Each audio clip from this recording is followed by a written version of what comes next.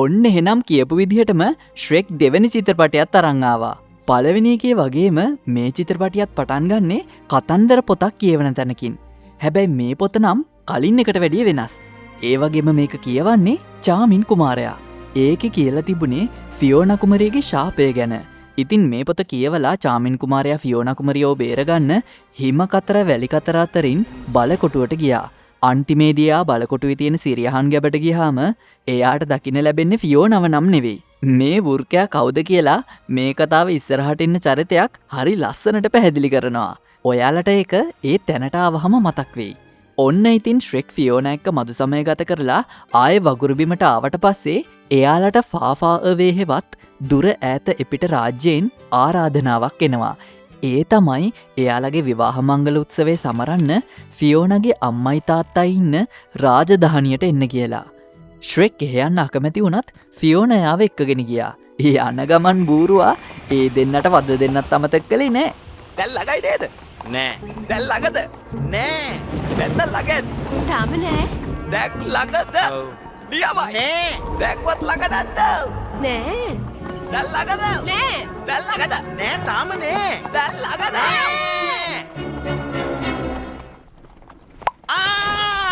දැන්වත් අපි ළඟට ඇවිල්ලාද? ඔව් නියමයි. ඉතින් එහෙට ගියාට පස්සේ එයාලට ලැබුණ පිළිගැනීම එච්චර සුබදායක වුණේ නම් නෑ. හැමෝම මේ රාක්ෂ මූණු දැකලා ගොඩක් බය වුණා. රෑ කෑම වෙලාවෙදි තමයි ශ්‍රෙක් ෆියෝනාගේ තාත්තා එක්ක වාද කරගත්තේ. ඔයාලටත් මතක ඇතිනේ ඒක ඉවර වුණේ කොහොමද කියලා. ඉතින් මේ දෙන්න ගැන කලකිරිලා ෆියෝනා තනියම එයාගේ කාමරේ ඉද්දි තමයි එයාව බලන්න සුරංගන මාතාව එන්නේ. එයා ෆියෝනාගේ රාක්ෂ රූපෙයි ශ්‍රෙක්වයි දැක්කට පස්සේ හොඳටම කලබල වුණා. ඒ දෙන්න එකතු වුණා කියන එක එයාට විශ්වාස කරන්නත් බැරි වුණා. එයා එතනින් ගියාට පස්සේ ශ්‍රෙක් ෆියෝනා දෙන්න ගොඩාක් වාද කරගත්තා. හැරල්ඩ් ලිලියන් එක්කත් ඒ දෙන්න ගැන කතා කරද්දී ෆියෝනාගේ කැමැත්ත ගැන ලිලියන්ගේ අකමැත්තක් තිබුණේ නෑ. ඒත් හැරල්ඩ් ශ්‍රෙක්ට පොඩ්ඩක්වත් කැමති වුණේ නෑ. එතකොට මෙයාව මුණ ගැහෙන්න සුරංගන මාතාව ආවා. එතනදී අපි දැනගන්නවා මුලදී අපි දැකපු චාමින් කුමාරයා එයාගේ පුතා කියලා. ඔන්න දැන් ඔයාලට මතක් වෙයි මෙයා මේ කවුරු ගැනද කියන්නේ කියලා. තමන් ගෑනියද පිරිමියද කියලාවත් දන්නේ නැති උර්කෙක් තමයි එතනටලා හිටියේ. එයා කිව්වලු කුමාරි බැඳ කියලා. ඉතින් එයා හැරල්ට කියනවා කොහොම හරි ශ්‍රෙක්ව ෆියෝනාගෙන් වෙන් කරන්න කියලා. මොකද එයාට ඕන උනේ චාමින් කුමාරයාව ෆියෝනට විවාහ කරවන්න. ඉතින් හැරල්ඩ් ශ්‍රෙක්ව මරන්න කෙනෙක්ට රන් කාසි දුන්නා. ඊට පස්සේ එයා ශ්‍රෙක්ට ගිහින් කියනවා එයා එක්ක දඩේමේ යන්න එන්න කියලා. හැබැයි ඊට පහුවදා ශ්‍රෙක් බූරුවා එක්ක හැරල්ඩ්ව හම්බ වෙන්න යද්දී එයාලට හම්බුනේ අර රන්කාසි මල්ල ගත්ත කෙනාව විතරයි. කතාන්දරයට එකතුණු මේ අලුත් චරිතය තමයි පූස් ඉන් බූට්ස්.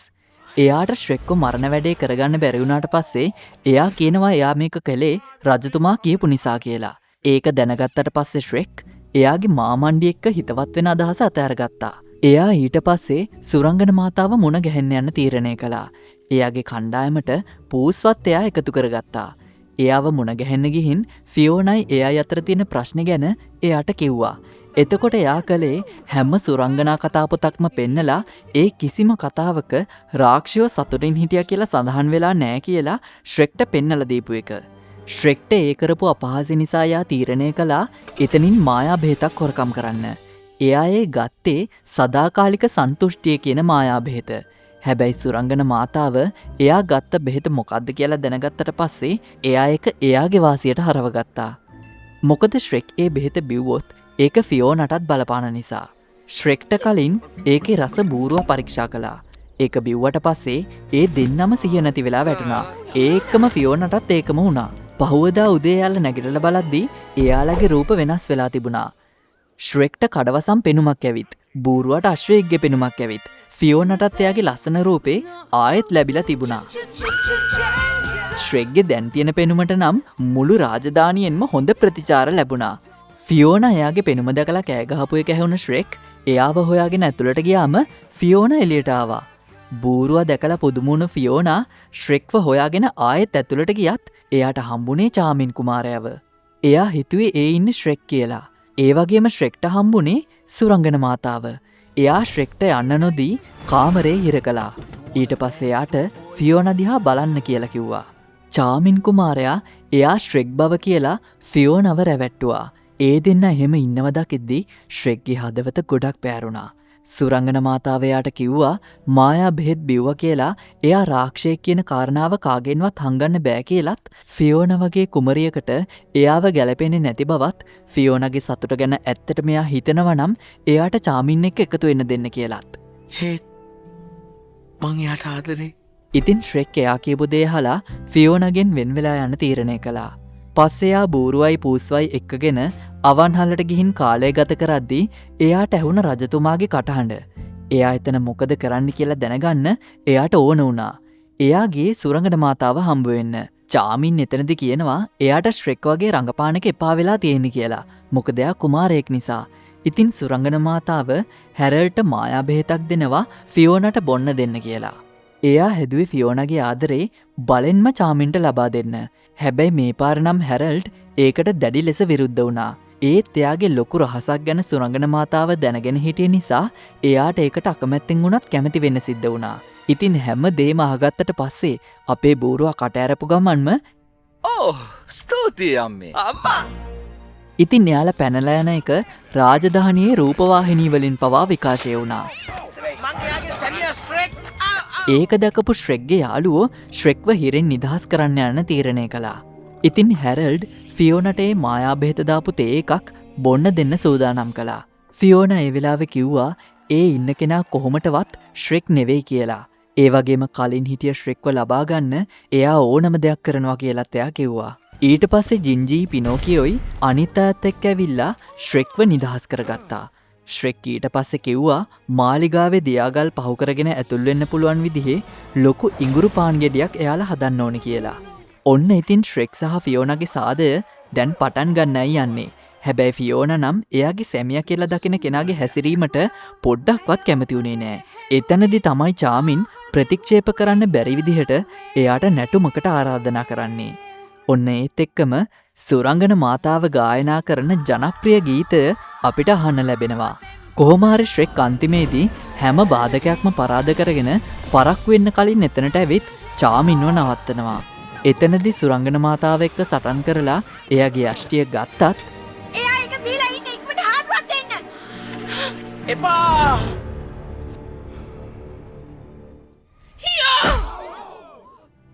හැරල්ඩ් ඔයා මට කිව්ව නේද එයාට ඉස්සෙල්ලා බෙහෙත දුන්නා කියලා?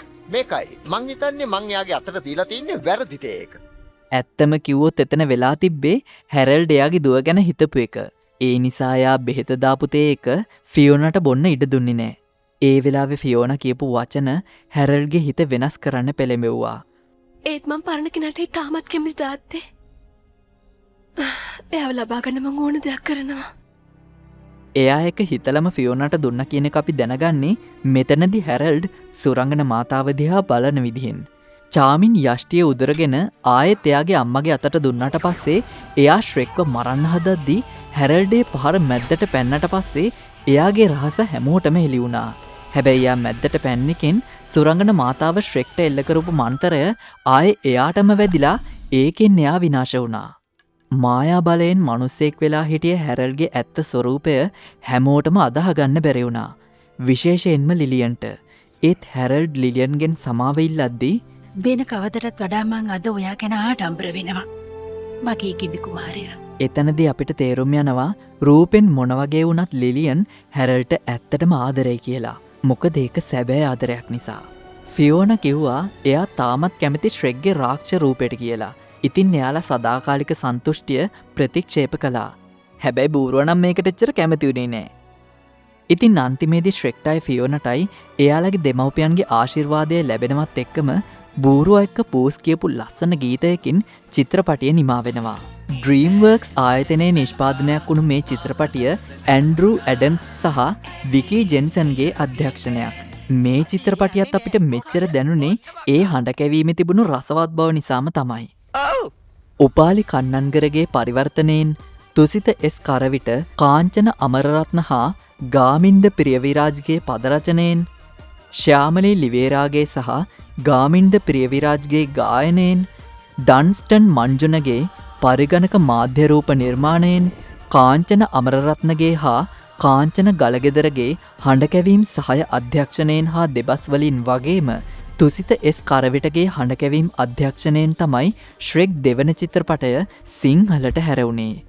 මෙය පළමුවරට විකාශය වුණේ 2007 අවුරුද්දේ අප්‍රේල් මාසේ 12 වෙනිදා උදෑසන 8ට. ඉතින් මේ නිර්මාණයේත් මුල් හඬකැවීම් ශිල්පීන් සහ සිංහල හඬකැවීම් ශිල්පීන් විදිහට මයික් මයර්ස් සහ අසංග පෙරේරා ශ්‍රෙක් ලෙසත්, එඩී මර්ෆි සහ ගාමින්ද ප්‍රියවිරාජ් බූරුවා ලෙසත්, කැමරන් ඩයස් සහ හිමාලි රණවීර ෆියෝනා ලෙසත්, ජූලි ඇන්ඩ්‍රූස් සහ නයනා රඹුක්කනගේ ලිලියන් ලෙසත්, ඇන්ටෝනියෝ බැන්ඩරස් සහ බනුර මලිත් හෙට්ටියාරච්චි පූස් ඉන් බූට්ස් ලෙසත්, ජෝන් ක්ලීස් සහ හිලේරියන් පෙරේරා හැරල්ඩ් ලෙසත්, රූපට් එවරට් සහ සුදේව හෙට්ටියාරච්චි චාමින් ලෙසත්, ජෙනිෆර් සොන්ඩර්ස් සහ ශ්‍යාමලී ලිවේරා සුරංගන මාතාව ලෙසත් ප්‍රධාන වශයෙන් සඳහන් කරන්න පුළුවන්. මපෙම් කුමරෝ ගීතය ශ්‍යාමලී ලිවේරා විසිනුත්, විහිදුවා ආලෝකා ගීතය ගාමින්ද ප්‍රියවිරාජ් විසිනුත් ගායනා කරලා තියෙනවා. මේ ගීත දෙකම සිංහල හඬකැවූ කාටුන් සහ චිත්‍රපට නරඹන රසිකයන්ගේ හදවත් සොරකම් කලා කිව්වොත් නිවැරදි. තවත් මේ වගේ ගොඩක් වීඩියෝස් බලන්න ෆිල්මෝක් YouTube channel එක subscribe කරන්න.